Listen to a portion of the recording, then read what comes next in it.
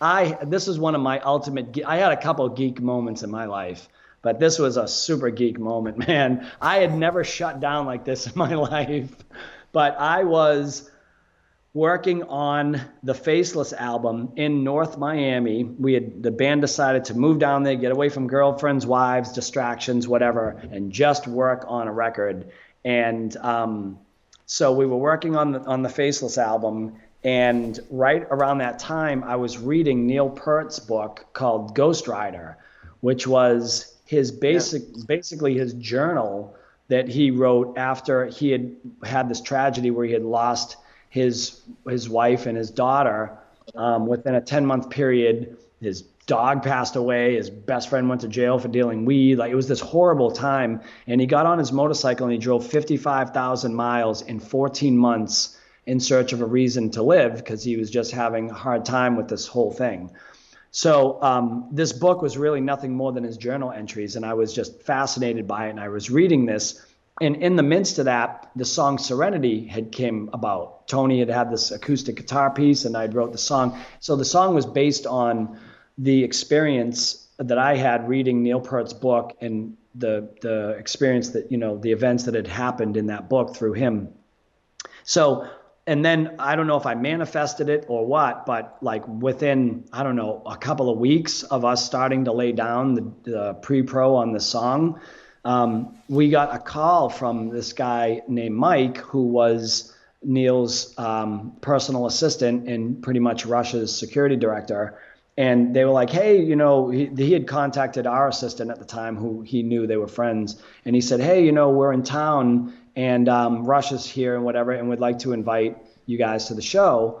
And, we heard that you guys were here recording or whatever. So me and Shannon were like, fuck yeah, we're going. So we went down to the venue, and, we're standing, they put us at the light board, and they left us pass or whatever. And so it was just me and Shannon. And about halfway through the set, these guys approached me and Shannon. They had these black shirts on and the earpieces and that whole thing. They look like Secret Service or whatever.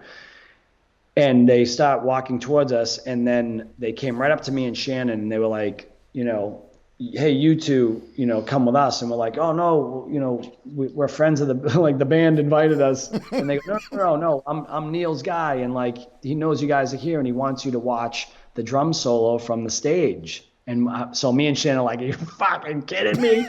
So we go to the stage, right? I'm going to try to fast forward through this whole story, but we go to the stage, and now you gotta understand one thing here.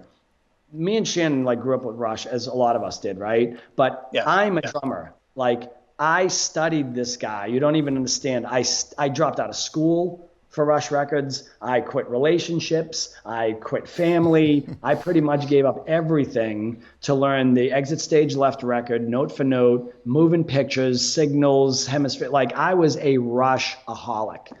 And I think the only time I went to high school actually is because I was on the part of the Exit Stage Left record where Xanadu in the trees, and there's this part in the middle section where he uses wood blocks, and I didn't have wood blocks. So I went to school that day, and I went to the music room, and I stole the wood blocks and I wrapped it in a blanket and walked home. I mean, like, who's not? It's ridiculous. Anyways, so back to the show, and now we're on the stage, and we're holy shit, right?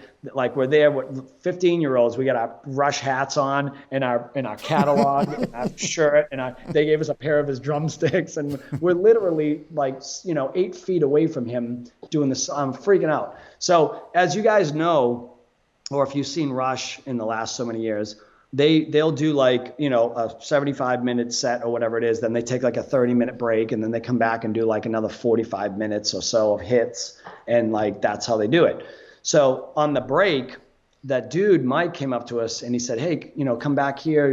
The guys taking a quick 30-minute break. You need a beer or whatever. So we're on the back deck, and that dude, Mike, said, hey, you come with me. So he left Shannon there. He brought me inside the trailer, and he goes, you need a beer or anything like that? And I go, no, I'm good, man. We're just chilling, And he goes, all right, I'll be right back. So I'm standing there, and I'm sitting on the couch, and maybe, I don't know, 5-10 minutes goes by, And I'm looking around the room and I'm wondering, why the fuck am I in this trailer by myself? And I start noticing, I go, that's a really big pair of fucking sneakers. And then I look over and I go, okay, that's an electronic drum set. And then I go, oh my fucking God, I'm in Neil Peart's dressing room. And as soon as I thought it, he walked in the door and it caught me off guard. And he's giant anyways. I mean, tall guy. He's got to be 6'5" or whatever. And I immediately stood up like, at attention, and he just goes, hey, Sully, good to meet you. And he put out his hand, right? And I looked at him and I went, and I just stared at him like a goof. And he goes, you okay, man? And I go, and in my mind, I was like, of course I'm okay. But my face went like this, like that. I couldn't speak. I was just, just staring at him, and I went, like, in my mind, I'm going, of course I'm okay, but no words would come out. And I'm sitting there in my mind going, Sully, you fucking donkey, say something. This is ridiculous. Because I went back to being a 15-year-old kid in my bedroom listening to Rush records my entire life and studying this guy.